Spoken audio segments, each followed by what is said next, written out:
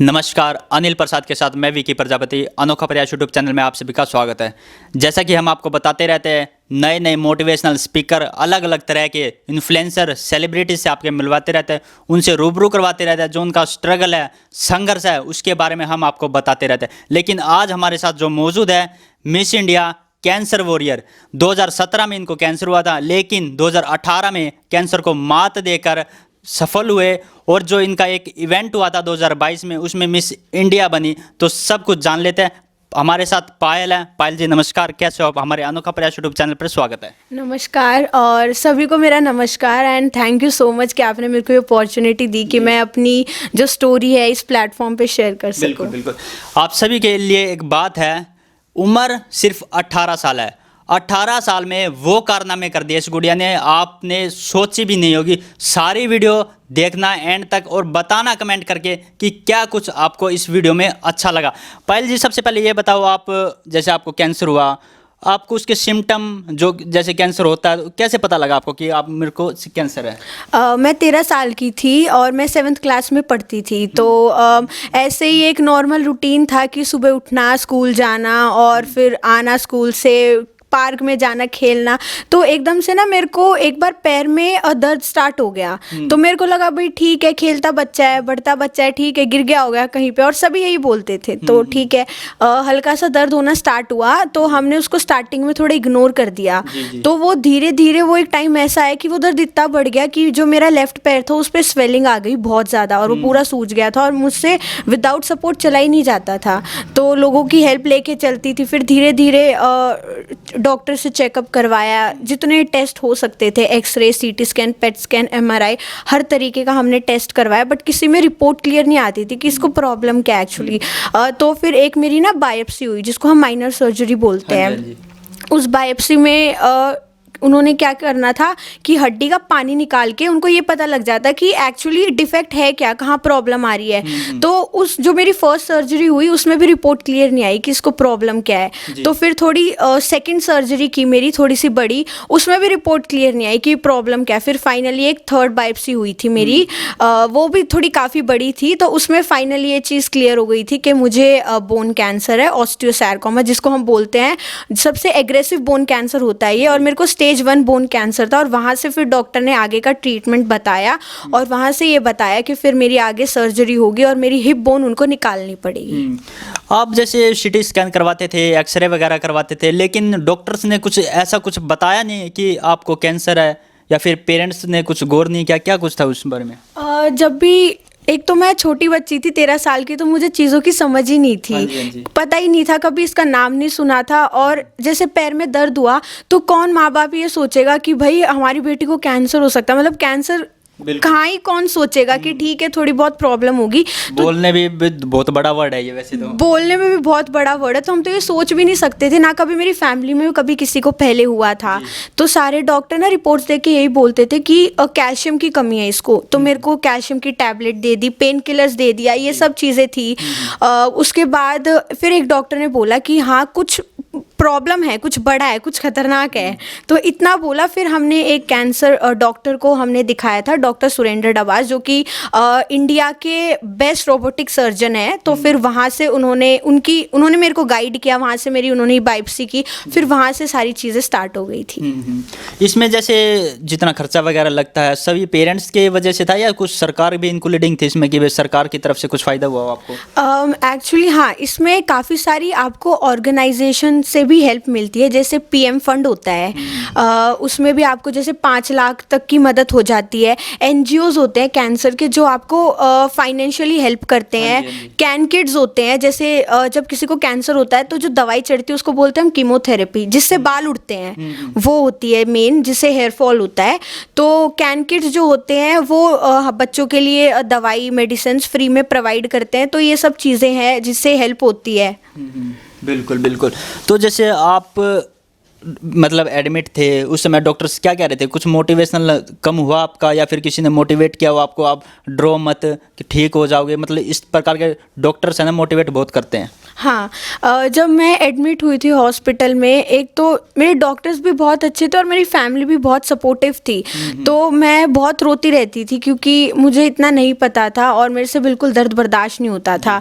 तो मेरे को भी बहुत डिमोटिवेशन होता था। तो मेरी फैमिली थी जिन्होंने सबसे ज़्यादा मोटिवेट किया कि नहीं, तू फाइटर है और तू इस बीमारी से लड़ेगी। और इससे ऊपर थे मेरे चाचू जिन्होंने सबसे ज़्यादा मुझे सपोर्ट किया। मतलब वो मेरे को एक ऐसे इंसान है जो मेरे को बहुत क्लोजली मेरे को समझ पाते हैं। तो उन्होंने बोला कि नहीं, तू अब ना ये चीज़ें बाहर एक्सप्लोर करना स्टार्ट कर, कि अपनी पिक्चर डालना स्टार्ट कर, लोगों को बता कि तेरे को ये है तो तू इससे लड़ेगी और तू ठीक होके दिखाएगी। तो मेरे लिए फैमिली बहुत सपोर्टिव रही है और मेरे डॉक्टर्स भी। क्योंकि देखो, जो अच्छी चीज़ें होती है उनका दिखावा हमें सोशल मीडिया पे ज़रूर करना चाहिए, ताकि कोई व्यक्ति उस चीज़ को देखकर, उस चीज़ से सीखकर मोटिवेट हो सके और आगे 4 लोगों को बता सके। ये इसलिए नहीं होता कि हम किसी चीज़ को डाल देते हैं कि उसका दिखावा करते हैं, हम अपने आप को बड़ा महसूस करते हैं, ये कोई चीज़ें नहीं होती। लेकिन उस चीज़ को प्लेटफॉर्म पर डालने से हमें ये हो जाता है कि हमसे कोई व्यक्ति सीख रहा है, कोई आगे बढ़ रहा है। तो पायल मैम, जैसे आप ठीक हो गई, डॉक्टर्स उस टाइम क्या कह रहे थे, कोई शरीर में कुछ दिक्कत आएगी या नहीं आएगी? जब किसी को कैंसर होता है ना, तो उसमें जब ट्रीटमेंट आपका ख़त्म हो जाता है तो आपके हाथ में क्या होता है, देखो जो होना होता है वो होता है, पर आपके हाथ में क्या होता है कि आप एक हेल्दी लाइफस्टाइल अडॉप्ट करो, आप एक्सरसाइज करो, आप ज़्यादा बाहर का ना खाओ। ये हमारे हाथ में होता है कि हम कैंसर को वापस आने से प्रिवेंट कर सकते हैं। तो मुझे ये बोला गया था कि अगर मेरे पहले 3 साल निकल जाते हैं, अगर मैं अच्छे से कर लेती हूँ, तो फिर आगे इसके वापस आने के कोई चांस नहीं है। तो मैंने बिल्कुल जड़ से खत्म हो जाएगा। जड़ से खत्म हो जाएगा। तो 3 साल तो मैंने बहुत प्रिवेंशन लिया। 1 साल तक मैंने बिल्कुल बाहर का नहीं खाया था, एक्सरसाइज करी दबा के, और ताकि बॉडी और जल्दी रिकवर कर सके। और फिर उसकी वजह से मेरा जो है, जैसे मेरे पैर में डिफरेंस आ गया था सर्जरी के बाद, कुछ 2.5 इंच का, तो वो भी फिर थोड़ा सा कम हो गया था क्योंकि एक्सरसाइज करी, पैर की ग्रोथ बढ़ी। तो ये सब चीज़ें बहुत इंपॉर्टेंट होती है। साथ में आपको जो आपका जब ट्रीटमेंट खत्म हो जाता है, आपको फॉलोअप चेकअप रखना चाहिए, वो जो कि बहुत इंपॉर्टेंट होता है। क्योंकि लोग क्या सोचते हैं, ट्रीटमेंट को 1 साल हो गया, 2 साल हो गए, 3 साल हो गए, अब हम हॉस्पिटल जाना छोड़ देते हैं, वो चेकअप करवाना छोड़ देते हैं कि यार अब 3-4 साल निकल गए, अब क्या होगा, अब तो कुछ नहीं होगा, अब तो बीच में रुक जाते हैं। तो बट वो जो फ्लो है आपको वो कंटिन्यू रखना पड़ता है, चाहे आपको 10 साल हो जाए। बट एक नॉर्मल इंसान भी साल में 1 बार अपना फुल बॉडी चेकअप करा लेगा तो क्या चला जाएगा। तो ये चीज़ें हमारे हाथ में होती है कि कैंसर वापस ना आए। अब जैसे आप प्रॉपर तो नहीं कह सकते, वैसे ठीक हो गए हो, लेकिन आफ्टर कैंसर जर्नी कैसे चल रही है अब आपकी? कैंसर ने मुझे बहुत कुछ सिखाया है। और सिर्फ कैंसर नहीं, ज़िंदगी में इतनी प्रॉब्लम है। मतलब ज़िंदगी में सबके साथ प्रॉब्लम होती है, ऐसा कोई इंसान नहीं है जिसके साथ मुश्किल नहीं होती है। पर आपको उन मुश्किलों से सीखना चाहिए, क्योंकि वही जो मुश्किलें होती है वही आपको एक अच्छा इंसान बनाने में हेल्प करती है, आपको उभार के लाती है। और हिम्मत सबके अंदर होती है, ऐसा नहीं कि हिम्मत किसी के अंदर नहीं है, बस उसको उस टाइम पे यूज़ करना, उसको उस टाइम पे निकालना कि नहीं भाई हिम्मत है तो मेरे को ये प्रॉब्लम है तो मेरे को हिम्मत करके इस बीमारी से लड़ना है, या कोई भी आपकी लाइफ में प्रॉब्लम हो उससे आपको लड़ना है। बिल्कुल बिल्कुल। अब जैसे आप मिस इंडिया कैंसर वॉरियर बनी, तो इसके बारे में किसने बताया आपको, कैसे बनी, क्या कुछ ध्यान में रखना था?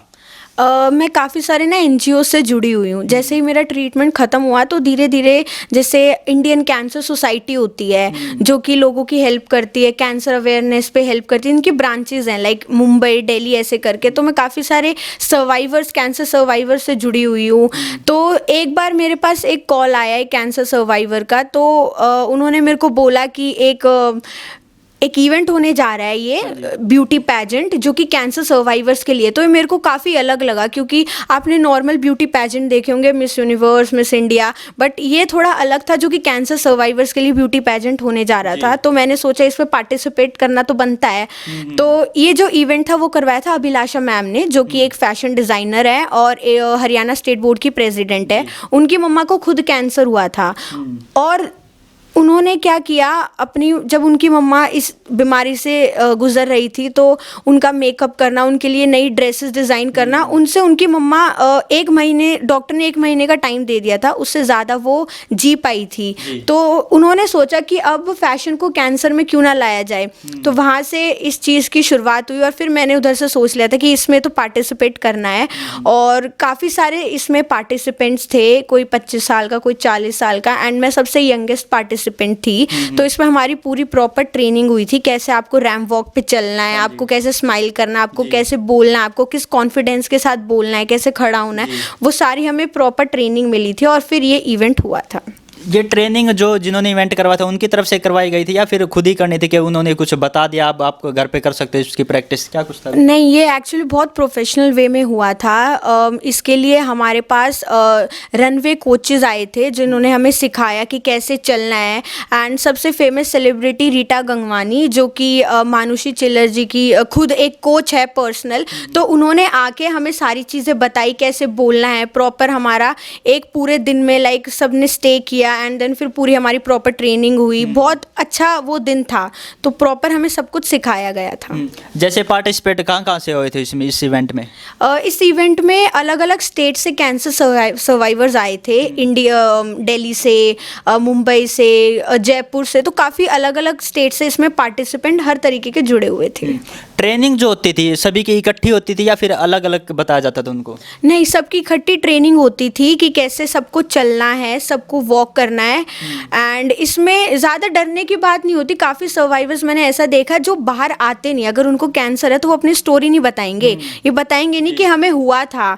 तो ये इवेंट हुआ इसलिए था कैंसर अवेयरनेस के लिए, कि आप बहुत प्राउडली आ रहे हो और आप बहुत प्राउडली अपनी स्टोरी बता रहे हो। जी जी जी, बिल्कुल बिल्कुल। तो जैसे आप मिस इंडिया कैंसर वॉरियर बनी, क्या कुछ उन्होंने देखा था आप में? क्या वॉकिंग का, चलने का तरीका या फिर रैंप वॉक का, क्या कुछ था उसमें? क्योंकि ये इवेंट ही कैंसर अवेयरनेस के लिए था, तो इसमें कुछ आपकी टर्म्स एंड कंडीशन नहीं होती है कि आप कैसे दिखते हो या आप ऑन ट्रीटमेंट हो, ऑफ ट्रीटमेंट हो। ये इवेंट है इसलिए ताकि हम दूसरे कैंसर सर्वाइवर्स को जो इस बीमारी से लड़ रहे हैं उनको मोटिवेट कर सके। तो इस इवेंट में पार्टिसिपेट करने के लिए बस आप एक कैंसर सर्वाइवर हो और आप पार्टिसिपेट कर सकते हो। इसमें कोई टर्म्स एंड कंडीशन नहीं है कि आपको ऐसा दिखना है, ऐसा बोलना है, ऐसा कुछ नहीं है। बस आपको रैंप पे चलना है, बहुत प्राउडली आप दुनिया को अपनी स्टोरी बतानी है हंसते हुए कि आपने इस बीमारी से फाइट किया है। बिल्कुल बिल्कुल।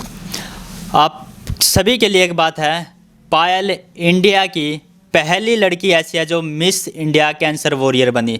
18 साल की उम्र है और 18 साल की उम्र में सभी लड़कियों के लिए मिसाल बन चुकी है, क्योंकि इतनी कम उम्र में जो इन्होंने जंग लड़ी उससे उसको मात देकर ये अचीवमेंट इन्होंने हासिल की और आज हर लड़की के लिए प्रेरणा बन चुकी है। तो जैसे लड़कियां हैं डर जाती है घर से बाहर निकलने के लिए या फिर किसी इवेंट में हिस्सा लेने के लिए, उनको आप किस तरीके से मोटिवेट करोगे? मैंने काफ़ी सारी लड़कियों को देखा है। वैसे तो हर कैंसर सर्वाइवर जब उनका ट्रीटमेंट ख़त्म होता है ना, लाइक जैसे बाल उठ जाते हैं, तो लड़कियां तो होती ही बहुत कॉन्शियस है अपने लुक्स को लेके कि नहीं। पर मैं ये बोलना चाहूँगी कि जो सुंदरता होती है ना, वो इंसान की बाहर से नहीं होती, वो अंदर से होती है कि आप कितने अपने दिल से साफ़ हो, आप कितने अच्छे हो, इन सब चीज़ों से होती है।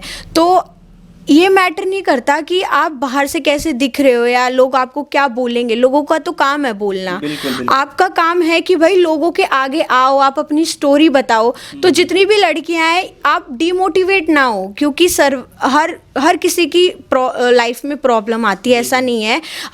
मुझे कैंसर हुआ, अगर मैं ये सोच लेती कि मेरे पैर में डिफरेंस है, लोग मेरे को कैसे देखेंगे, कैसे चलती है, इसको कैंसर हुआ, इसके सिर पे बाल नहीं है, अगर मैं वो चीज़ उस टाइम पे सोच लेती तो शायद आज मैं इधर नहीं होती। पर ये चीज़ मैंने सोचा कि नहीं यार, जो आपकी लाइफ में नेगेटिव चीज़ें होती है ना, उससे ही एक पॉजिटिव रिजल्ट ज़रूर आता है। भगवान प्रॉब्लम इसलिए देता है ना ताकि आप कुछ अच्छा उससे सीख सको।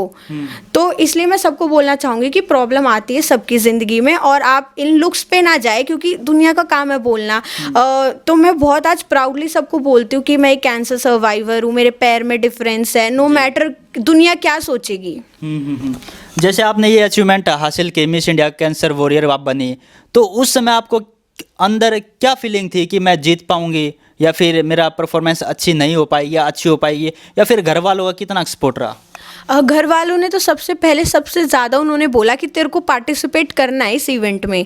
और इसके साथ साथ विनर का जीतने का इतना मेरे को नहीं था, क्योंकि उधर सारे ही कैंसर सर्वाइवर्स थे, तो अपनी लाइफ के सब विनर है, क्योंकि सबने ज़िंदगी से लड़ाई लड़ी है कि अपनी ज़िंदगी को जीने के लिए। तो कैंसर से आप जीत गए तो आप खुद ही अपनी लाइफ के विनर हो। तो मेरे को काफ़ी अच्छा लगा, बट मैंने ये नहीं सोचा था कि मैं जीतूंगी, बट मेरे को ये था कि एक फ़न इवेंट है, अच्छे से मेरे को जाना है, वॉक करना है, अपनी स्टोरी बतानी है, ये सब चीज़ें थी, बट जीतने का कभी नहीं सोचा था। बट ठीक है, मैंने अपने लाइफ एक्सपीरियंस पे उधर जो क्वेश्चन के आंसर देने थे वो मैंने बताए, एंड उस बेसिस पे बेस्ट आंसर था, तो उन्होंने एज अ विनर मेरे को चूज़ करा। बिल्कुल बिल्कुल बिल्कुल।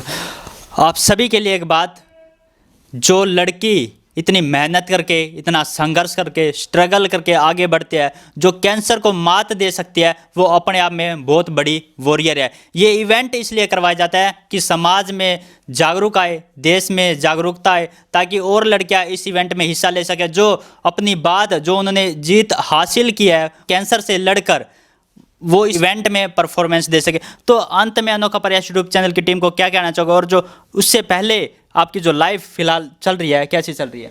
Life after cancer worth it है मेरी, क्योंकि मैंने इस बीमारी से लड़ा। और मैं सबको, आज भी मेरे से कोई पूछता है व्हाट मेड यू फेमस, तो मैं बोलती हूँ कैंसर मेड मी फेमस। क्योंकि अगर मुझे कैंसर नहीं हुआ होता, शायद जितनी नॉलेज मुझे अभी लाइफ को लेके है, कैंसर से लड़ने के बाद मेरा जो लाइफ को लेके नज़रिया है वो पूरा बदल गया है। कैंसर ने मुझे सिखाया है कि भाई ज़िंदगी क्या होती है, डर क्या होता है, खुशी क्या होती है, ये सब चीज़ें मैंने कैंसर से ही सीखी। अदरवाइज़ मुझे बिल्कुल इन सब चीज़ों की नॉलेज ही नहीं थी, ना ही मैं कभी इन सब चीज़ों में इन्वॉल्व हुई थी कभी। तो मैं लास्ट में सबको यही बोलना चाहूँगी, सिर्फ कैंसर नहीं, आपकी ज़िंदगी में कोई भी प्रॉब्लम हो, कोई भी प्रॉब्लम, उसका हंस के सामना करो, उसका डट के सामना करो, क्योंकि हिम्मत से आप जब काम लोगे ना तो आपको वो प्रॉब्लम भी छोटी लगेगी। तो बाकी अपना खाओ पियो, मौज करो और काचे काटो।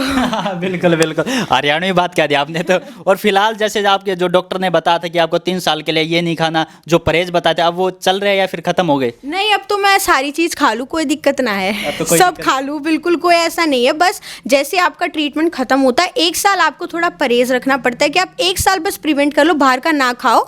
बाकी नॉर्मल इंसान को भी एक्सरसाइज तो करनी चाहिए, फॉलोअप चेकअप के लिए जाना चाहिए। जी जी। अब जैसे ये 2022 में आपका इवेंट हुआ था, अब ये रेगुलर चलेगा या फिर कितने साल में होगा, या हर साल होगा, कैसे था?